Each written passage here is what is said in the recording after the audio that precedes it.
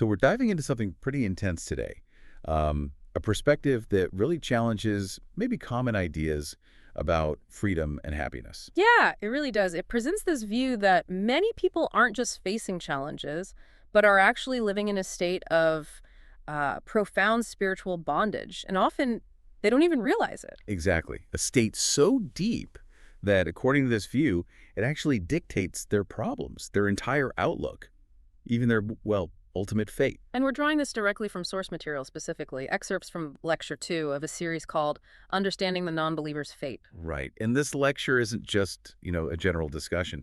It tries to systematically lay out the spiritual reality it believes underpins everything, especially why non-believers, from its perspective, seem unable to solve their deepest problems. It's quite detailed.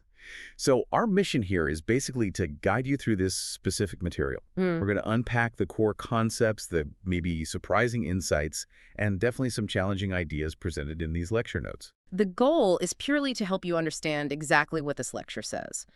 We're sticking strictly to its framework, its interpretations, using the examples it provides to make these concepts clearer. It's all about understanding this specific viewpoint, this particular lens on the world and the human condition, right? Precisely. It's a lens that sees spiritual forces actively at work, sometimes in very unexpected ways. Okay, let's jump in where the lecture itself starts, because it opens with a prayer, and that prayer really sets the stage, doesn't it? It absolutely does. It asks for spiritual eyes, specifically to see the darkness, chaos, and void that the source connects directly to Satan, sin, and unbelief.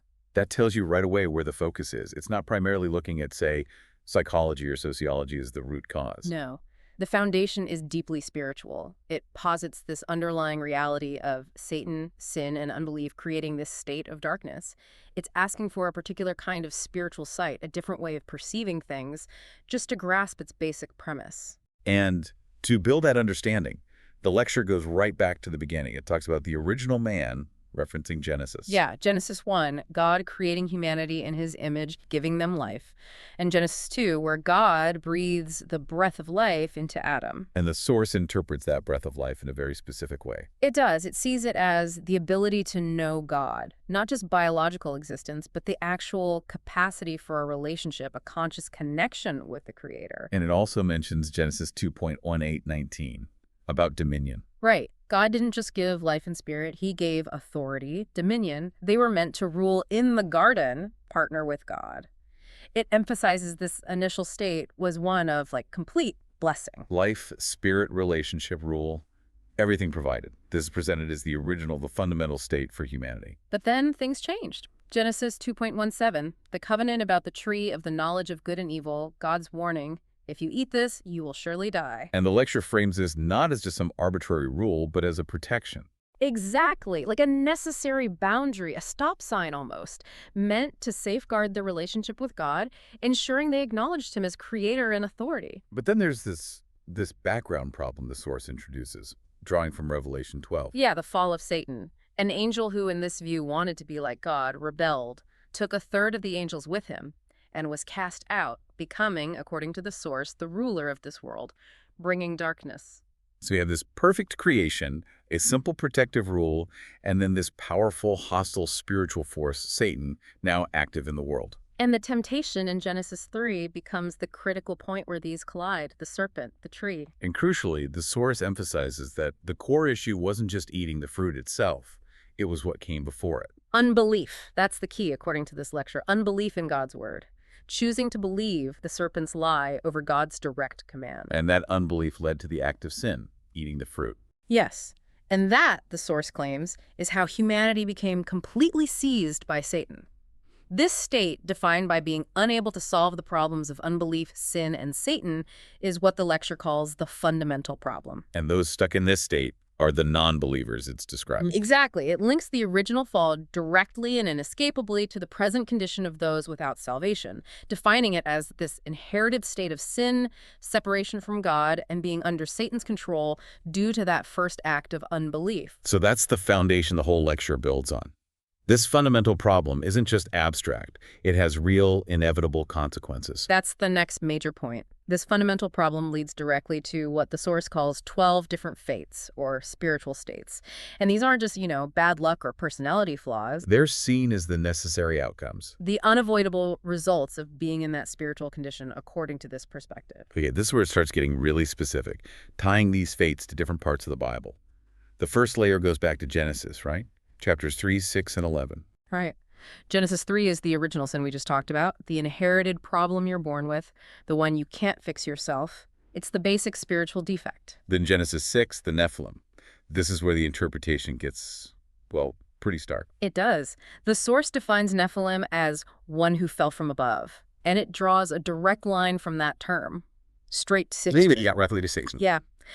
The claim here is incredibly strong. It suggests that because of this fallen state, there's this profound spiritual identification, almost a union, between the individual non-believer and Satan. A union, that sounds extreme. It is. The source uses language like, I and Satan have become one. It even says things like, I am Satan because I am a child of Satan, and suggests that even the physical body becomes oriented towards Satan in this state. Wow.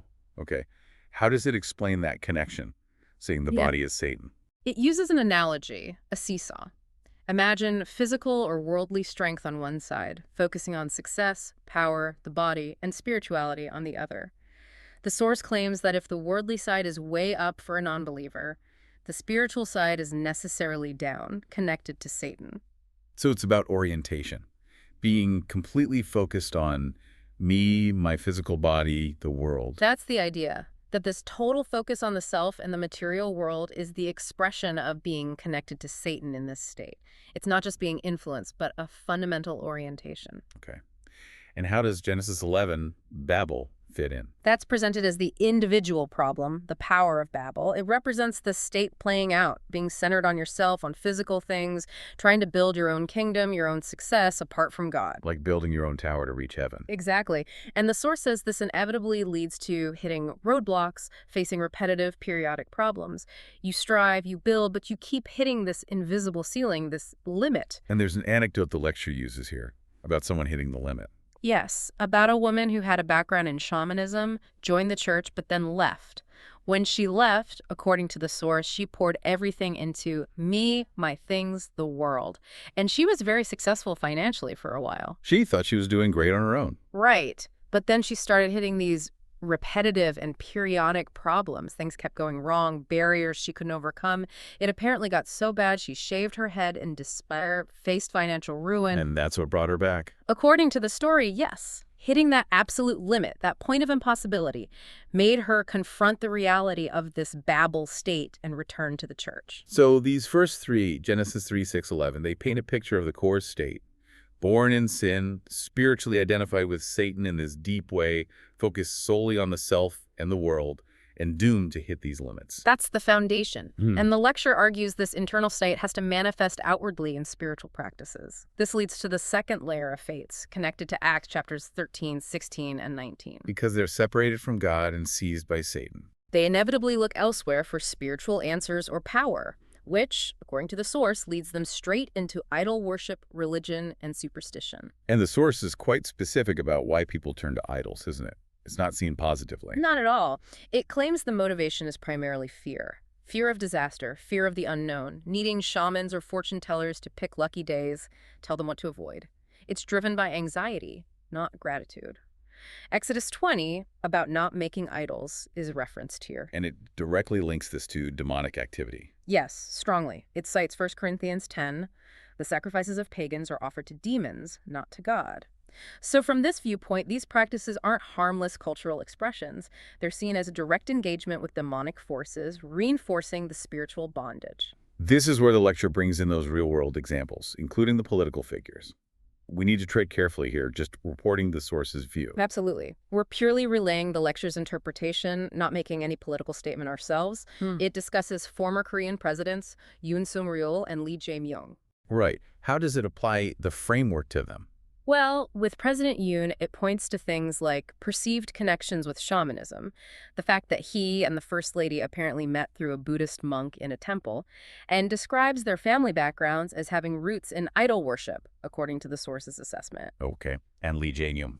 It discusses his situation as a presidential candidate and suggests that potential negative outcomes, like the possibility of jail time mentioned in the source, shouldn't be seen just through a legal or political lens, but as their fate stemming from these underlying spiritual issues tied to superstition and idol worship in their background, again, according to the source's interpretation.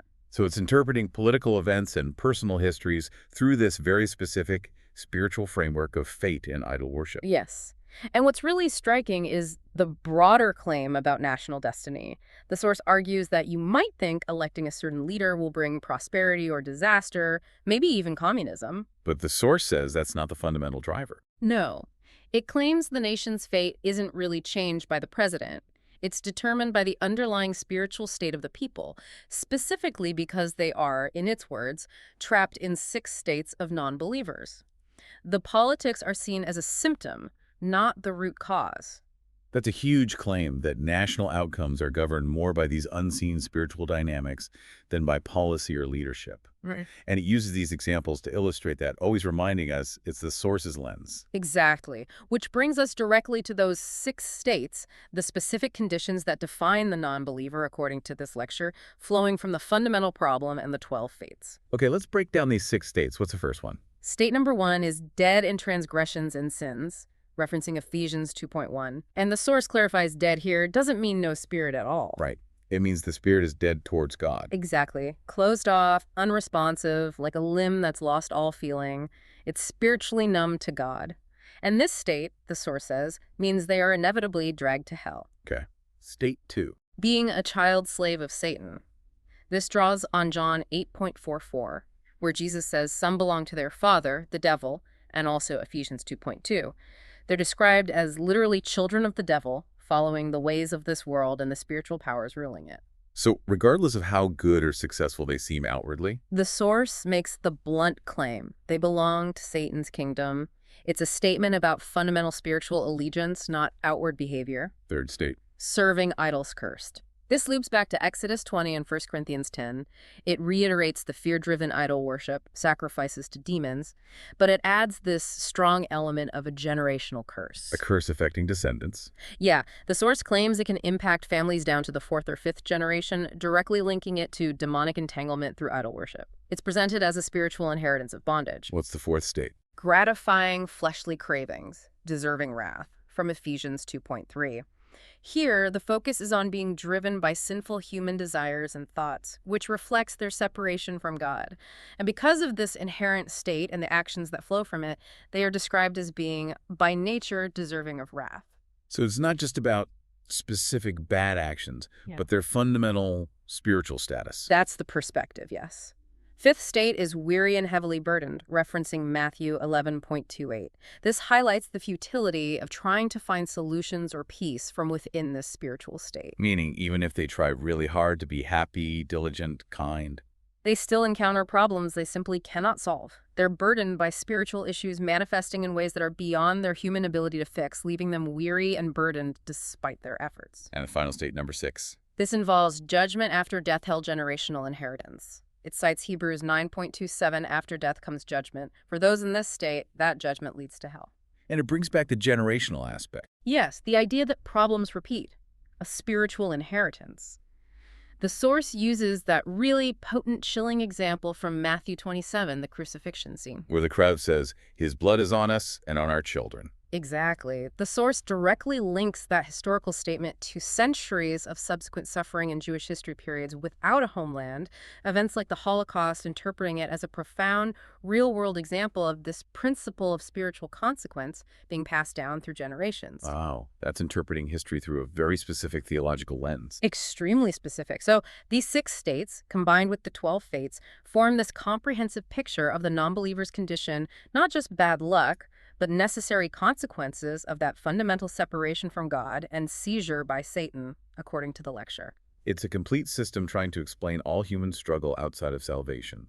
How does the lecture then organize all the different kinds of problems people face within this system? It groups them into 5 interconnected categories, showing how they all supposedly stem from this underlying spiritual reality. Okay, what are the 5 categories? First, the before creation problem.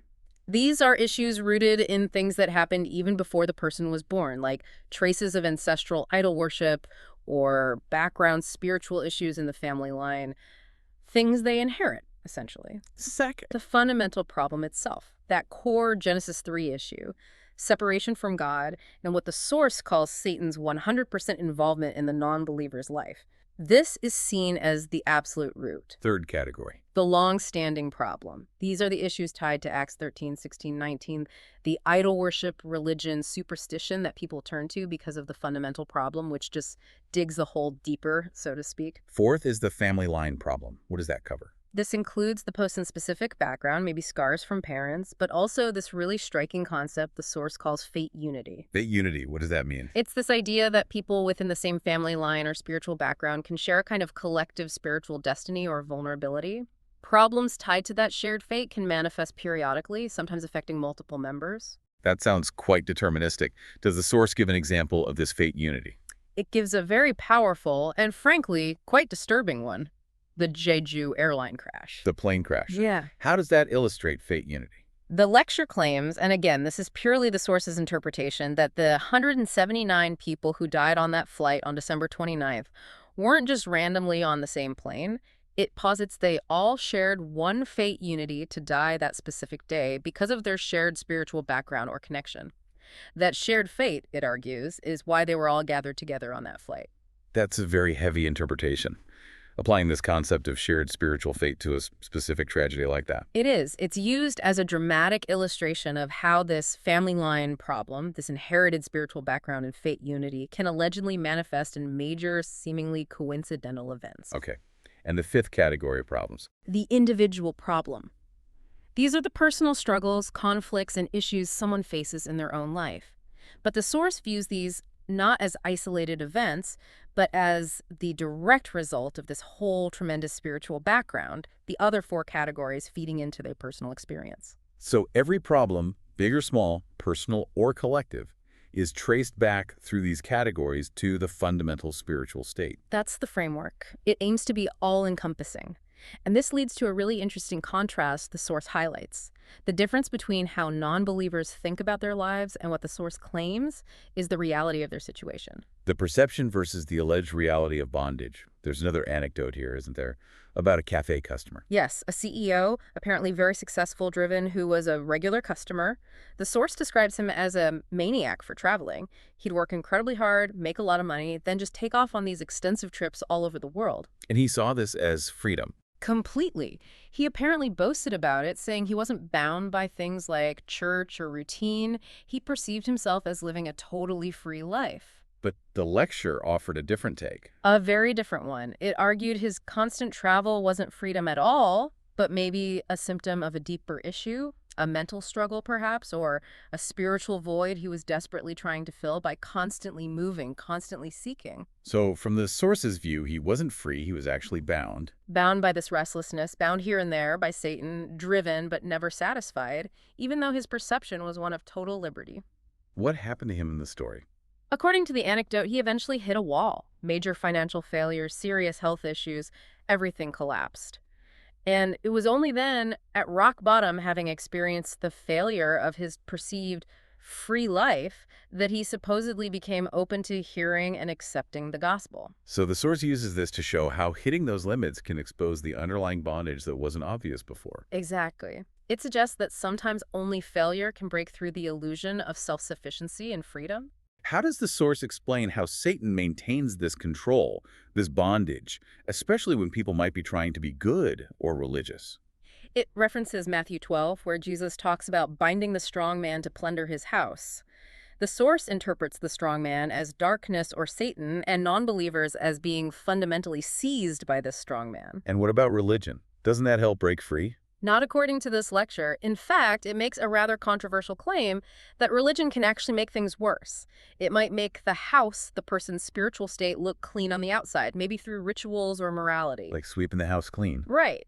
But if Christ isn't truly dwelling there, the house is just unoccupied. This creates a vacuum, and the source applies Jesus' warning. 7 worse spirits can then come in, making the person's final state even more bound than before they got religious. Religion, in this view, can be a dangerous counterfeit. This idea of Satan making a house or even a temple inside non-believers, this is illustrated by that very intense personal story the speaker shares about their mother, isn't it? Yes, that's perhaps the most dramatic and, frankly, disturbing anecdote used in the lecture to illustrate the perceived reality of this spiritual bondage. Can you walk us through that? The speaker talks about their mother, who was deeply involved in Buddhist meditation for 30 years, very devout, meditating sometimes up to 8 hours a day. And during this time, she reported experiences like reaching nirvana or seeing prior lives. Which many might see as spiritual attainment, but how did the source interpret it? The speaker, looking back through the lens of this lecture's framework, sees those experiences entirely differently as the work of evil spirits, as deception, not genuine peace or insight. How so? They describe how the intense meditation led to strange physical effects like not needing the bathroom for hours, becoming unaware of surroundings like the phone ringing, and the mother apparently described sensations or figures going in and out of her body. The source interprets this literally as demons entering and leaving. And this led to something more severe. Yes, it culminated in an incident the speaker explicitly describes as demon possession. Apparently, the mother fainted due to worry over the speaker's brother. When she came to, her personality completely changed. She became violent. Violently. Yes. According to the speaker, she grabbed a knife and physically attacked the speaker, trying to kill them. And the speaker recounts looking into her eyes and having this chilling realization. Those are not my mom's eyes. That's incredibly frightening. What did the speaker do? In that moment, the speaker says they realized they weren't fighting their mother anymore, but Satan, who had taken control. So instead of just physically struggling, they started praying intensely, specifically against the darkness, against the spiritual force they believed was possessing her. And the outcome of that situation? The immediate struggle eventually subsided. And a few months later, according to the story, the mother became willing to listen to the gospel message. Significantly, the speaker notes that once her mind returned to normal, she had absolutely zero memory of those 3 days when she was in that state.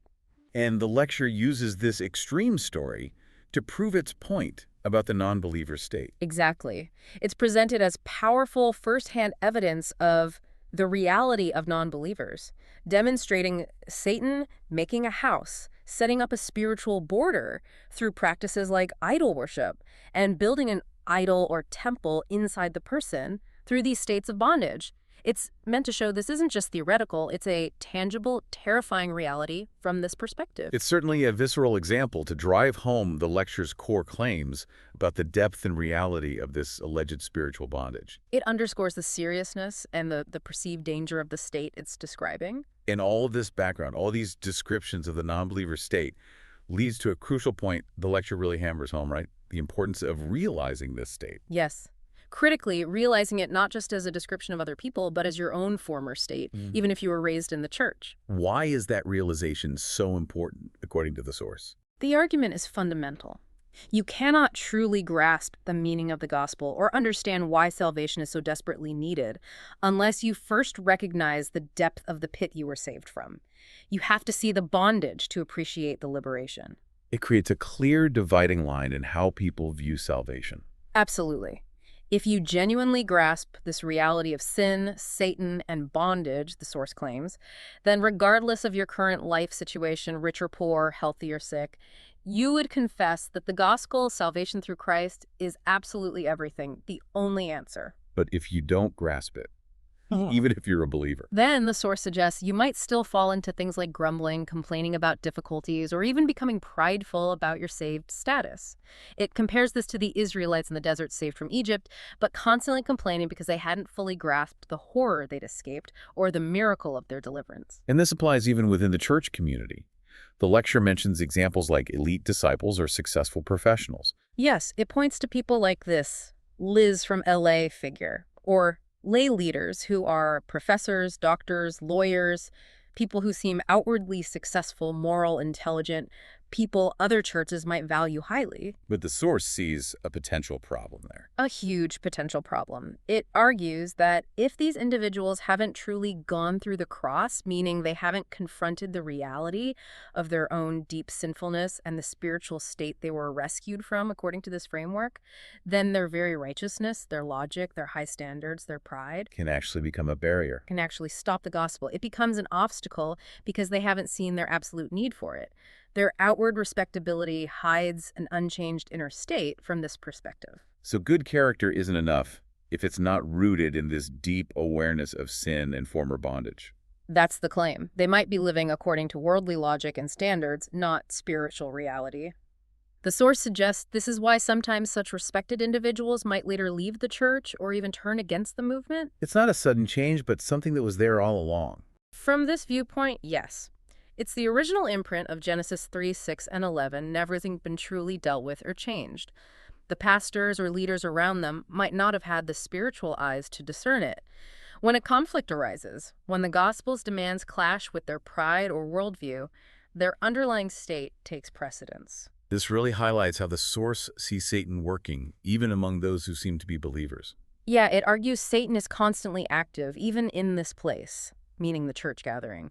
He works either to make saved people feel inferior, maybe comparing themselves negatively to successful non-believers, Or the opposite. or making them prideful, thinking they're special or chosen, but without that crucial understanding of what they were saved from. Either way, it distorts their relationship with God and the gospel. It really emphasizes that distinction the lecture keeps making between just hearing the words of the gospel and truly knowing it, having that fundamental spiritual imprint changed. Exactly. You can hear sermons constantly, know all the right theological terms, but if that core understanding of the Genesis 3, 6, 11 reality, your own desperate state without Christ, isn't there, you don't grasp the absolute reasons why the gospel is necessary. And this misunderstanding affects how people even try to share the gospel, like that example of the lady asking, "Are you truly happy?" Right. The source uses that to illustrate a fundamentally flawed approach.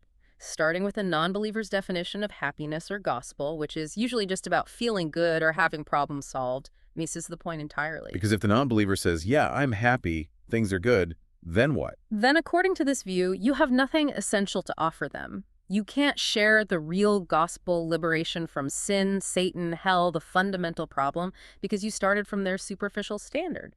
Their idea of gospel is just problem solving, not deliverance from spiritual death and bondage. So understanding the true depth of the non-believer's state and your own former state is crucial not just for your own faith, but for having anything meaningful to share with others. That's the core argument. Without seeing the reality of the problem as defined by this lecture, you can't properly present the solution, nor fully appreciate its power yourself. You need to understand where they are, where you were, to grasp the magnitude of what Christ offers. Okay, so if we try to wrap our heads around this whole perspective presented in the lecture, the non-believer's fate, from this viewpoint, isn't just about disagreeing theologically. It's presented as a state of profound, inescapable spiritual bondage. Yeah, bondage under Satan's authority, stemming directly from original sin and unbelief. This state is seen as the ultimate root of every problem in life. Manifesting as unavoidable difficulties, a completely warped view of reality, mistaking bondage for freedom, and even misunderstanding what the gospel is actually about. And crucially, it's presented as an inherited condition, totally impossible for a person to escape on their own. It requires divine intervention. It's a very stark, very challenging framework. It insists on this hidden spiritual layer governing everything, often contradicting how people might see their own lives or the world around them. It definitely forces you to consider things from a radically different angle, looking beyond just the surface appearances. Which leads to a final thought, perhaps. If this source is right, if grasping the sheer depth of this described sin and bondage is truly essential for understanding salvation, what aspects of this perspective might we, still be missing, either in how we see ourselves or how we view others and their struggles? That's a potent question to ponder. How much do we really factor in this potential unseen spiritual dimension that this lecture insists is paramount? It certainly challenges conventional thinking about problems, freedom, and what salvation truly entails from this specific viewpoint. Indeed. Well, that brings us to the end of this particular deep dive, exploring this lecture's detailed and often intense framework on understanding the non-believer's fate. It's been a journey through some complex and challenging ideas presented in the source material. Thanks for joining us as we unpack this perspective. We hope it gave you plenty to think about. Until next time.